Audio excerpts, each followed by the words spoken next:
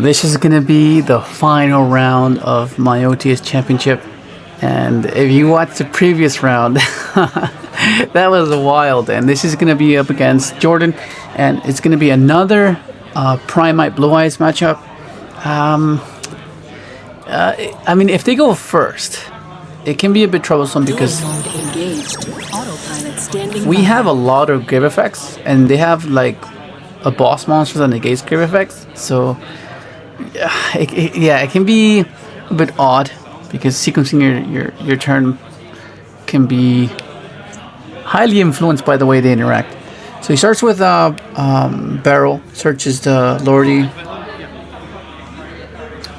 then searches the drill beam. It's basically like a negates a card from the field and then banishes it. And this is an insane engine for this deck because it's a dragon, and he gets Link away for their new Link, the new Blue Eyes Link. He goes for Maiden first to place his True Light. True Light then sets wishes. So I'm assuming.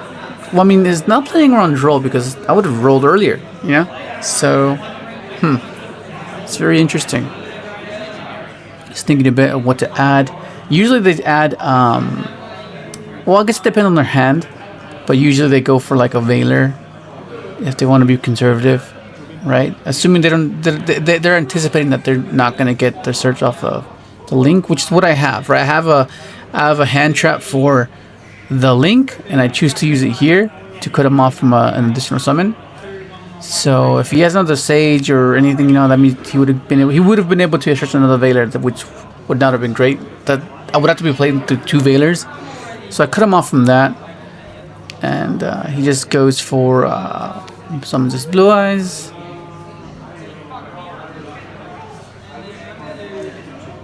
and links away for a Seals. Yes, if you're this goes for a Seals. And the cool thing about this is that you can take it very like conservative and not have a like full-on combo. I draw tactics. I'm like, this hand's pretty good. So I'm like, okay, so you start off turret top. That's the easiest thing, right? Start turret top. You have to start with turret top most of the time. So then I go add Tokaton Borg, and then I'm like, okay, I'll go battle phase with bait to Seals, because if he bounces it, then I'm fine. I can just special it.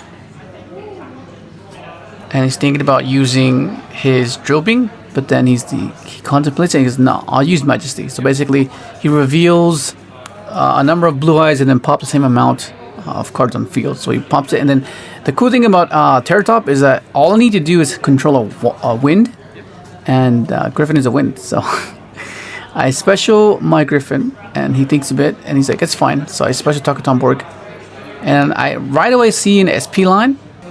So I link away for a Clockwork Knight, and then I link those two away for an SP. But I know he has the Veiler in hand, and I know he can dodge the Seals, right? He can just bounce, right? So he has to sequence it in a way where he goes bounce first and chaining two, chaining one SP, chaining two Seals, chaining three Veilers, so he can dodge me getting rid of his True Light. So he goes chaining, chaining two Seals, chaining three Veiler, bounces my guy. He floats into a Magnemite. So right here, I'm like, okay, so he's used, now that he used the monster effect, my tactic is live foot. So this was risky because this is all bait. I can't link this away, but this is the only way I found that I can bait that drill beam, because I need to make sure that inclusion resolves. I need to make sure that tactics insulates the inclusion, right? Hitting a potential Ashen hand. And this is the only way to do it, and it worked. So now I'm like, okay, I just lose to an Ash now, so I'm going to look at his hand and just see if there's an Ash. And he has Druid, Sage, and a Drill Beam. I'm like, oh, multiple Drill Beam, okay, fair enough. And then now Inclusion is a one-card combo. So I have to find a way to clear his board. And I have to find a way to establish my own board, right? Because I can't just, like, break his board and not have any sort of interactions or disruptions. So I go for Sofador. Sofador sends my Sofafnir, sends my Theisfern. Theisfern then uses its effect, banishing itself to add a Crystron monster. And add Smyger. I think for a bit because I'm not sure where I want to end this. So then I go effective Sofafnir, discarding the Smyger, destroy itself, trigger engrave, summon a Crystron from deck. And then I use Smyger effect, searching my cluster. So I have a guaranteed interaction. And then I synchro into my 7, which would be a Lesk. Lesk would then add back a Crystron card from Banisher Graveyard. And I think about it a bit and end up adding back the TEESPRING. And then I go effective Tristaros engrave, banish it to pop a synchro I control to summon 2 Crucians from deck. And then I'm locked into machines. So I summon Tristaros and I summon a turtle. You'll see why, because this is why like usually if you don't play turtle, you can't do these type of lines, but we do in this case. So I revive a Lesk by its own effect, and I have to get into a Vermilion. Vermilion then clears a True Light, and then our nuke is board, right? And I banish the Veiler that I used a previous turn. And this is the cool line right here. This is really cool. This is I like about Vermilion over Navy. If you're still on Navy, I mean, I don't know. Like Vermilion is just far better for what you need the deck to do. So then I summon out C-Tree because I don't have a third Tristaros. But this is fine because I want to be able to use C-Tree's effect to synchro right away, not have to respond to his effects. Then I go Inclusion. Inclusion revives my Tristaros. So I'm like, I feel pretty damn good here. I have C-Tree, I have Tristaros, I have Veiler, and I have Cluster. I'm like, this should be fine.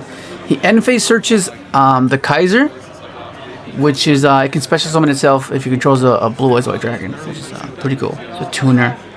So then he used standby phase effect to add back the barrel, and then I go effect of Tristaros. I make Dragster right away. And this is why you have to be aware of what a particular deck is doing, so you can have the insight to interact optimally, right? And that's gonna be quite crucial in this turn, because this is something that I was lacking the foresight, right? And I should have popped this. I should have destroyed that, because now I'm like, well, I know his hand, right? And if I'm gonna pop this anyways, I just gave him a chance to have a play by having the additional summon off the field spell. So in hindsight, now for sure I know that, okay, if I'm gonna pop the link, I might as well just pop the guy that makes the link, right? Because it just makes it I guess it gets rid of the chance of them having the level 1 to summon, right? So then I go into my Alesk, adding back the Inclusion. But by this point, he activates the field spell and he top decks a Sage, right? That was my only. Oh my god, that was like the only card he could have drawn that got him back into the game. I was like, oh my goodness, I like all my efforts were just basically for nothing, you know? Because that's what it felt like. I was like, man, I did all this, I did all these lines, and then that top deck that's what Yu-Gi-Oh is, though. That's the fun part of Yu-Gi-Oh, because one card can shift the game in your favor. But it's not over yet. I still have my board, I still have stuff engraved, and then he's sequencing off.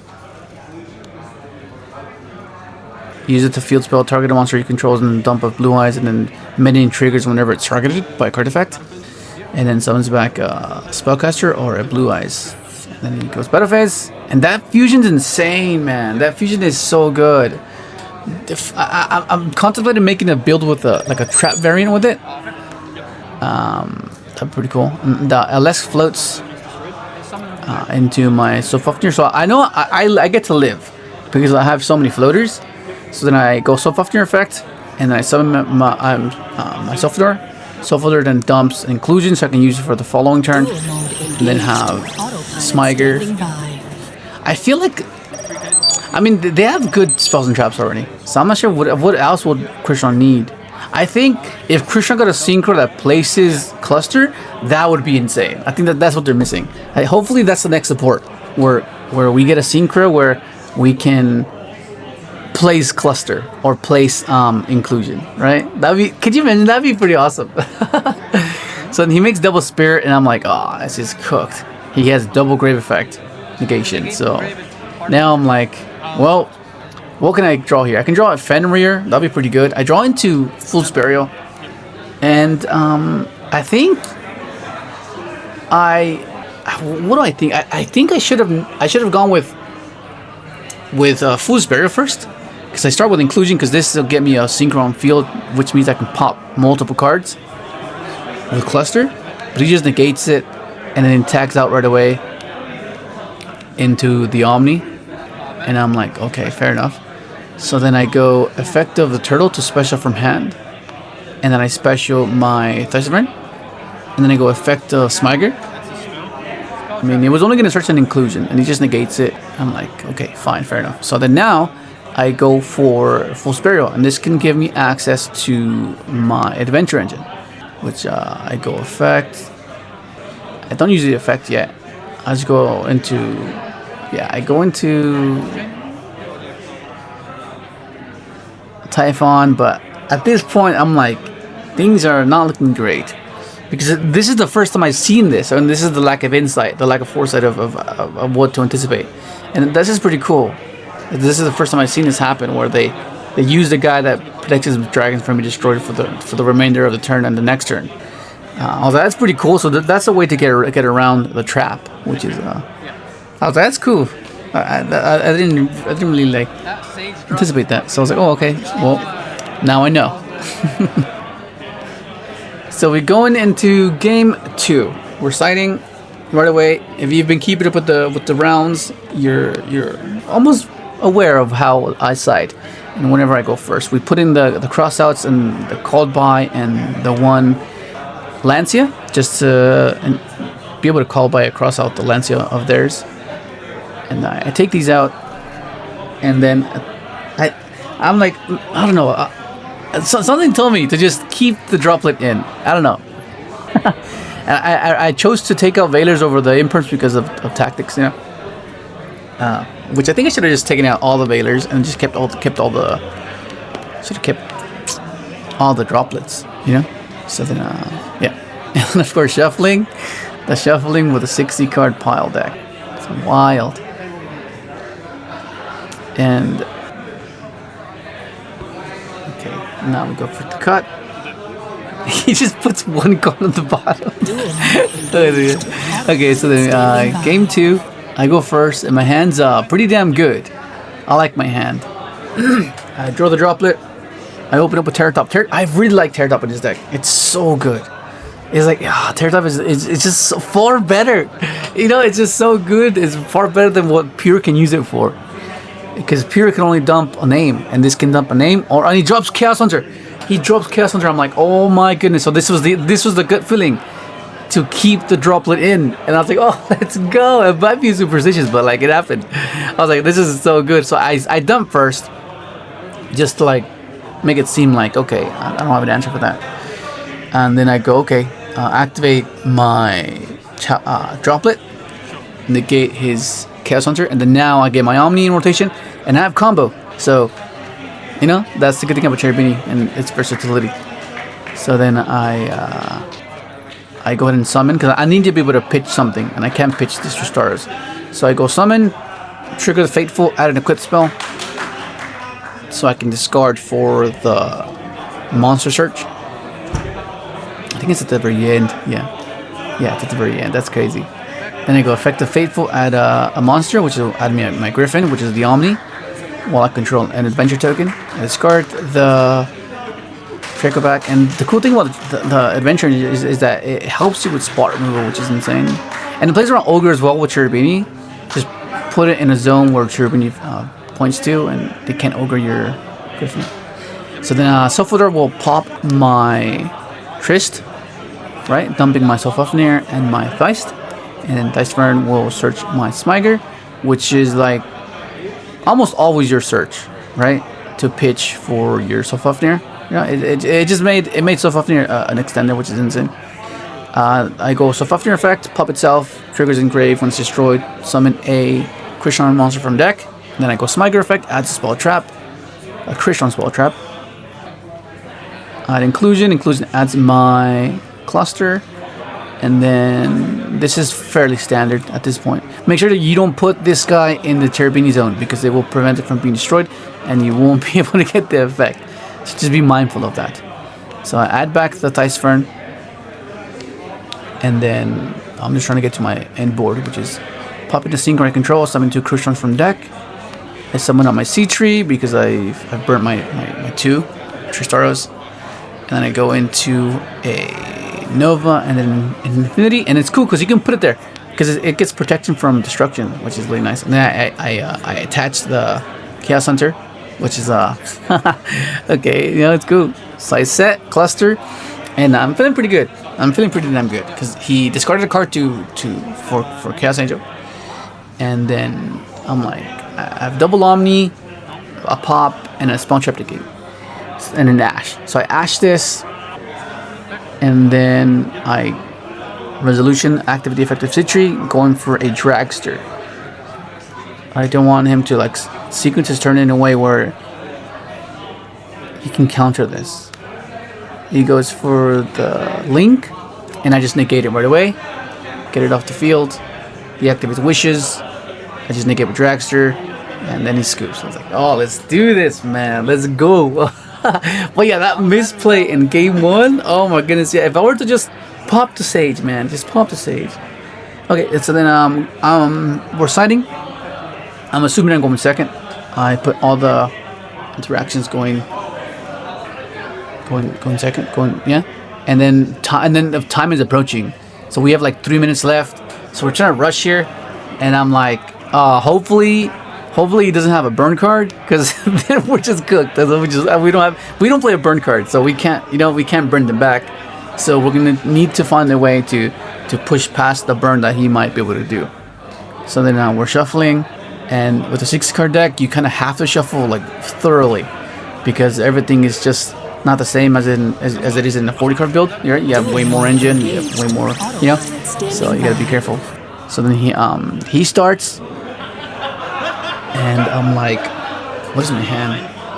I can't remember what my hand is. I see Enchantress. He starts with Wishes, and he discards the Nib. I'm like, okay, that means he probably has another Nib. So I'm already kind of like, damn. Even if I'm able to push, he might be able to just nib me and then just prevent any damage from being done. So he goes Sage, adds Maiden effect, sends her to the graveyard, places True Light. And then he goes Roar, summon Blue Eyes, trigger Maiden, and I'm like, I don't think I opened up any hand traps. So then he goes for the Link, and I think he opened the field spell. So I was like, oh, okay. I mean, that sucks. It's usually game 3 where this happens. He goes Sage,